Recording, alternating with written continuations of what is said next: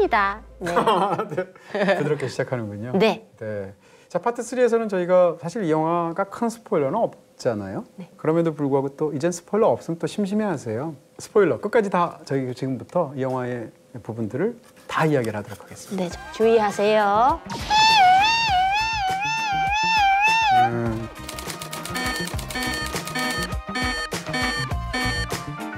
자, 그럼 이렇게 해서 이제 스포일러를 포함해서 끝까지 얘기를 다 하는 걸로 예. 하도록 하겠습니다. 그 루프 안에서만 이야기가 끝나면 영화가 굉장히 심심한 영화가 됐겠죠. 루프 바깥으로 나오잖아요. 밖으로 나옵니다. 네, 그 일단 미스 페레그린이 납치됩니다. 네, 납치돼서 아이들과 떨어지게 돼요. 그러니까 애들이 이제 더 이상 24시간 안에 갇혀 있을 수가 없게 되죠. 그렇습니다. 그래서 떠나야 됩니다. 루프가 깨어지는 거죠. 네. 그래서 또 다른 루프로 가게 되는데 바로 극 중에서 현재가 펼쳐지는 플로리다의 현재보다 6개월 전 영국에 이제 블랙풀이라는 항구 도시가 있잖아요. 블랙풀의 그 겨울로 타임 루프로 옮겨가면서 영화가 이제 클라이맥스가 펼쳐지는 네, 그런 얘기라고 할 수가 있을 것 같고요. 거기 놀이동산 같은 데로 가잖아요. 그렇죠, 그렇죠. 잘 만든 것 같아요. 잘 만들었죠. 네. 잘 어울리는 것 같고 영화에서 보면 또 이렇게 굉장히 세심하게 만져져 있는데 항상 그렇게 루프 안으로 들어가거나 할 때는 항상 그것을 동굴처럼 묘사를 하죠.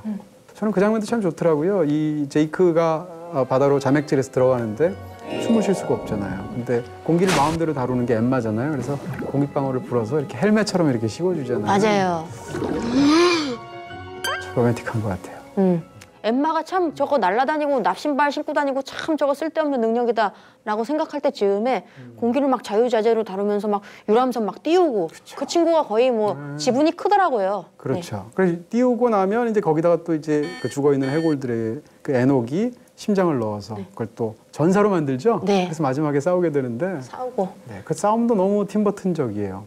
싸움하니까 갑자기 또 이건 제가 생각한 가장 큰 스포일러인데 저는 저 뒤에 나오는 저 친구 쌍둥이 친구들 있잖아요. 걔 뭐 뒤집어 쓰고 다니는 친구들 네네. 쟤네는 뭔가 글쎄. 그냥 쌍둥이가 돌연변인가 뭐가 왜 저런가 했는데 막판에 싸울 때 보니까 아 얼굴이 깜짝 놀랐어요. 네. 이걸 탁 가면 같은 걸 딱 벗는데 그 친구들이 메두사더만요. 그래서 그거 항상 뒤집어 쓰고 다니는 거예요. 그렇습니다. 근데 그 전까지 그거 하다 하려고 단 한 번도 안 보여주고 한 번도. 다른 특수효과나 능력들에 비해서 쟤네들은 대체 뭐야? 라고 하는데 네. 정말 마지막에 한 번을 이렇게 딱 제대로 써먹는 히든 카드 같은 깜짝 놀랐어요. 깜짝. 네. 굉장히 재밌었습니다. 재밌는 그런 캐릭터 활용이라는 생각이 들었고요. 네. 또 영화 이제 시각적으로 저는 굉장히 재밌었던 게 눈하고 입이 대비되는 게 너무 재밌었어요. 아, 눈하고 입 중요하죠. 너무 중요하죠. 네. 특히 눈이 굉장히 중요하잖아요. 제이크가 갖고 있는 능력이 사실은 별게 아닌 것처럼 보이죠. 괴물을 볼 줄 아는 능력이잖아요. 근데 굉장히 흥미로운 건 뭔가 하면 더 재밌는 캐릭터 중에 이제 밀라드라는 그 동료 아이 캐릭터가 있는데 네네네. 얘도 안 보이는 투명 인간이에요. 투명 인간이에요. 근데 제이크가 얘는 못 봐요. 근데 똑같이 안 보이는 유령은 본단 말입니다. 둘의 무슨 차이가 있을까라는 건데 말하자면 밀라드 자체는 악한 캐릭터가 아니죠. 할로우는 악한 캐릭터잖아요. 다시 말해서 악을 분별할 줄 아는 능력인 거예요. 제이크의 능력이라는 건 10대 시절엔 잘 모를 수도 있잖아요. 선과 악과 이런 것들에 대해서. 세상에 대한 분별력, 선악을 구분할 수 있는 윤리적인 판단력 이런 거라고 말할 수가 있습니다.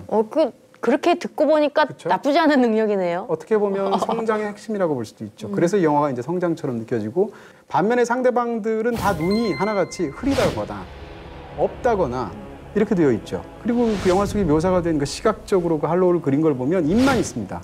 눈, 코, 귀가 없어요. 그 입이라는 것은 약간 좀 탐욕적이고 이런 느낌이 있잖아요. 영화 속에서는 심지어는 그 입이 눈을 먹잖아요. 그러니까 눈으로 상징되는 어떤 분별력이나 선악의 어떤 기준이나 이런 것들이 있을 텐데 그러니까 영화의 전체적인 시각 디자인은 사실상 입에 의해서 순환당하는 눈처럼 보이는 거예요. 근데 그것이 영화 속에서 시각적으로도 굉장히 뚜렷하지만 이 영화의 어떤 핵심적인 주제를 담고 있기도 하다. 마지막으로 한 가지만 더 덧붙인다면 영화 속에 저는 팀 버튼이 자기를 상징하는 인물을 넣은 것 같아요. 누굴까? 누굴까요? 영화에서 보면 호레이스라는 캐릭터가 있어요. 이 소녀는 자기가 꾼 꿈을 영화처럼 보여주는 능력이 있죠. 저는 이게 사실상 팀 버튼 캐릭터라고 생각해요. 그러니까 여기서 그 일치되는 몇 가지가 있는데 하나는 꿈이 곧 영화다. 그 영화를 보는 것은 곧 눈이다. 이런 얘기예요. 그러니까 꿈과 눈과 영화를 한 축에 꿰는 호레이스라는 캐릭터인데 그 장면 빼고는 별로 이 영화에서 안 중요하거든요. 딱 한 장면 사실상 중요한데. 그 캐릭터는요. 맞아요. 네. 이게 사실상 팀 버튼이 영화를 보는 자신의 영화관이 투영돼서 시각적으로 만들어낸 캐릭터처럼 보인다는 거죠. 그래서 영화에서 눈이 중요한 거거든요. 그런 면에서도 그 호레이스가 나오는 장면이 아, 팀 버튼은 영화를 이렇게 생각하는구나. 이런 느낌이 들죠. 그럴듯한 것 같아요. 팀 버튼한테 절대 물어보지 마세요. 아니라고 그러면 어떡해. 그럴듯한 팀 버튼 또 광장시장 한번 왔을 때 가서 물어봐야겠네요. 녹두전 좋아하시거든요. 네. 팀 버튼이? 광장시장 가면 팀 버튼 사인 있어요. 아, 그래요. 네. 별거 다 하시네요, 진짜. 근데요, 조금 아쉬운 게 있다면 캐릭터 쇼가 저는 더 많은 걸 기대했는데 예고편에 나오잖아요. 아니면 어디서 이렇게 다뤄주는 영상 네네. 그 정도더라고요. 캐릭터 아. 보여주는 게 영상 네. 소개하는 게. 이 영화에서 이제 아쉬운 점도 몇 가지가 있는데 이 캐릭터를 설정을 굉장히 재밌게 되어 있는데 뒤로 갈수록 그 활용도가 좀 많이 떨어진다라는 그쵸. 느낌. 네네. 근데 이 영화의 기본적인 구도는 사실상 슈퍼히어로 영화랑 굉장히 비슷하고 엑스맨 이런 거. 그렇죠. 네. 지금 정확히 얘기해 주신 것처럼 관객들 입장에서 이럴 때 기대하는 것은 클라이막스에 등장하는 마지막에 대전투. 초능력을 막 그쵸. 정말 적절한 타이밍에 야 기가 막힌다 이렇게 쓰면서 네. 그러면서 각자의 그 능력을 최대한 더 활용을 해서 벌어지는 엄청난 그런 시각 효과 이런 걸 기대할 텐데 이 영화의 클라이맥스가 그렇지 않습니다. 전투가 나오긴 하나 지극히 팀버튼적이고 어떻게 보면 귀여울 수도 있는 그런 아이들이라 귀여워요. 막 네. 젤리 막 던져요. 네. 네, 그리고 또 해골들도 나오고 뭐 이렇게 해골 되는데, 나와요. 그러니까 그런 면에서 전투 같은 데서 특히 이제 그런 능력들을 활용하는 걸 보고 싶어하는 것을 슈퍼히어로를 통한 영화들을 통해서 기대하신 분들이라면 사실은 이 영화 이게 뭐야 이런 생각이 드실 수도 있겠죠. 근데 애초에 좀 이 영화는 방향이 달랐던 영화인 것 같다. 어떻게 보면 악당이 왜 저렇게 쉽게 죽어? 막 이러면서 시시하다 느낄 수도 있는데 저는 그런 그렇습니다. 약간 단순하고 유치한 게 저는 이 영화랑 어찌됐든 잘 어울리는 것 같았어요. 네, 이 그래서 영화의 좋더라고요. 애초에 타깃이 그런 것 같고요. 다만 상상력이 이제 팀버튼식으로 좀 더 기괴한 그런 부분들이 들어간 것이 아닌가. 자, 미스 페레그린과 이상한 아이들의 명대사 적으실 시간인데 네네. 오늘도 뭐 물방울 올라오는 소리 적고 이런 거 아니죠? 아닙니다. 지난번에 네. 그르르르 아이고, 너무 아닙니다. 강해서 또 이 박지선 명대사만 찾아서 보는 분들이 계시더라고요. 있어요. 예. 또 타임라인 이렇게 딱 봐가지고. 예, 저를 그렇게 신뢰하시는 분들이 많아서 제가 또 고심 끝에 적어왔습니다. 네. 맞습니다. 네. 제가 생각한 미스 페레그린과 이상한 아이들의 집 명대사는요. 바로 나이트 투 미트입니다. 아, 영국 영어에. 나이트 투 미트. Delighted to meet you. Delighted to meet you. 우리 미스 페레그린의 대사입니다. 우리 제이크랑 주인공과 처음으로 만나는 장면에서 등장 씬이어서 임팩트가 있는데 내가 아는 나이스 투 미츠가 아니라 네.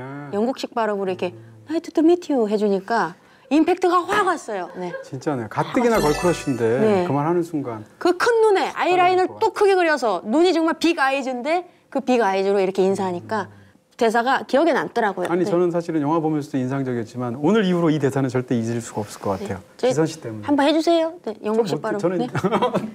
Nice to meet you. Nice to meet you. 네. 잘한다고 또 해. 아, 잘한다. 정말. 멋있다. 네. 아, 비트스 노래를 망치고 이게 뭐야?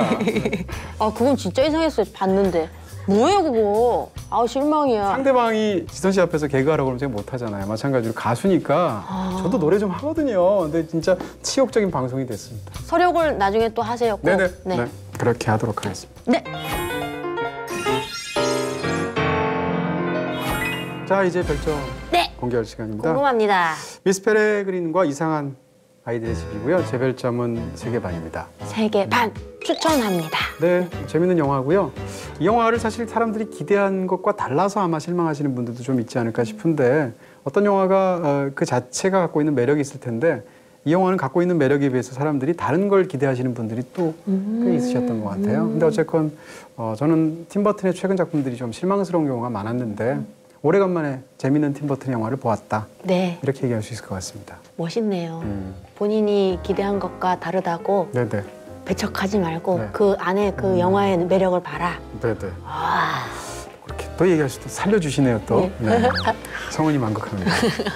자, 그러면 순위에 한번 넣으려고 하는데 어디쯤 들어갈까요? 세계 반인 영화들이 워낙 많죠. 이거 다 세계 반 같은데요, 여기 다? 네. 여기 한 5등부터가 세계 반인 것 같고요. 어디 들어갈 수 있을까요? 여기다가 죄송하지만 네. 네. 터널을 빼고 아이고, 이렇게 괜찮습니다. 네. 아유, 하정우 씨 미안해요. 네. 이렇게 해서 10위를 미스 페레그린과 이상한 아이들의 집으로 네. 몇 주 갈까 싶긴 하네요. 맨 밑에 붙여가지고. 네. 다음 주 바로 내려오는 거 아니에요? 설마. 네. 다음 주에 어떤 영화가 또 나올지 기대해 주시면 좋겠습니다. 네. 자, 여기서 저희는 마치고요. 다음 주에도 뵙도록 하겠습니다. 감사합니다. 다음 주에 또 봐요, 여러분. 네. 구독! 수고하셨어요. 수고하셨습니다.